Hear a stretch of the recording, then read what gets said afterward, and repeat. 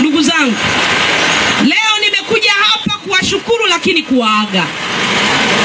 Najua wengi mtajiuliza, lakini wengi mlinipigia simu, Aida tunasikia unahama, Aida tunasikia umeenda CCM, Aida tunasikia sijui umeenda wapi.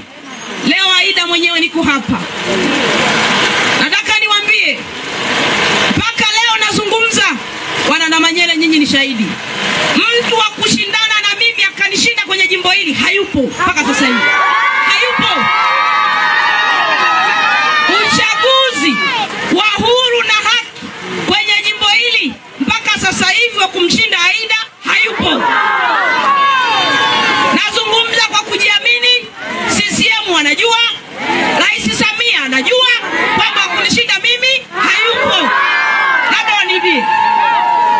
Sasa kwa nini nawaaga? Najua nikigombea mimi, wapo ndugu zangu ambao wataamini huyu ameibiwa. Wapo ambao hawatakubali kwamba Aida ameibiwa kwa sababu wa kunishinda hayupo. Sasa hao watakaong'ang'ania Aida ameibiwa, wanaweza kupigwa risasi, wanaweza kupigwa panga, wanaweza kuuawa. Kwa nini we mbunge wa kumwaga damu? Kwa nini nikubali ndugu zangu wafe kwa ajili ya uchaguzi? Hali inaendelea kwa ajili ya heshima ya ndugu zangu. Mimi Aida nilizaliwa Nkansi pale NDDH. Kitofu changu kiko hapa. Sina mahali pengine kwa kwenda, nyumbani kwetu Likatai. Sitaki ndugu zangu wafe ndo niwe mbunge. Haiwezekani. Na upenda ubunge, napenda uwakilishi. Nilitamani niendeleze yale niliyokuwa nimeanza.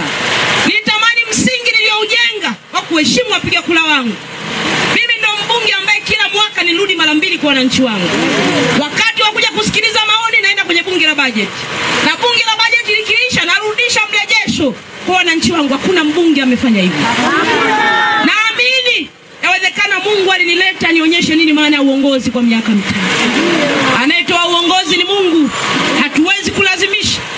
Mimi mtoto wenu nitapumzika, niruhusu wakati wa Mungu ulio sahihi kuja kurudi kwenye mapambano. Nimeambiwa Aida, hawa mnaosikia wanasema Aida na hama, sio kwamba hawajazungumza na mimi.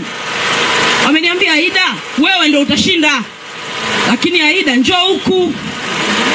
Nikawaambia kama mnaamini kweli Aida anaweza kushinda, mshaulini aliyewatuma aruhusu mfumo huru na haki wa kula. Sio lazima niende Yanga ndo nitangazwe. Kwa nini mpaka nihame kutoka Simba niende Yanga ndo mnipe ubingwa? Inawezekana? Haiwezekani. Najua inaumiza kupokea haya mambo, lakini niwaambie wananchi, nitarudi kugombea endapo tu Mungu ataleta mabadiliko mengine. Kwa sababu tumaini letu limebaki kwa Mungu peke yake. Ili alihitaji tafakari. Mimi mbunge wenu ninawaaga rasmi. Ninashukuru kwa heshima mlionipa. Kizazi changu kitakumbuka historia hii kwenye uhai wa maisha yangu.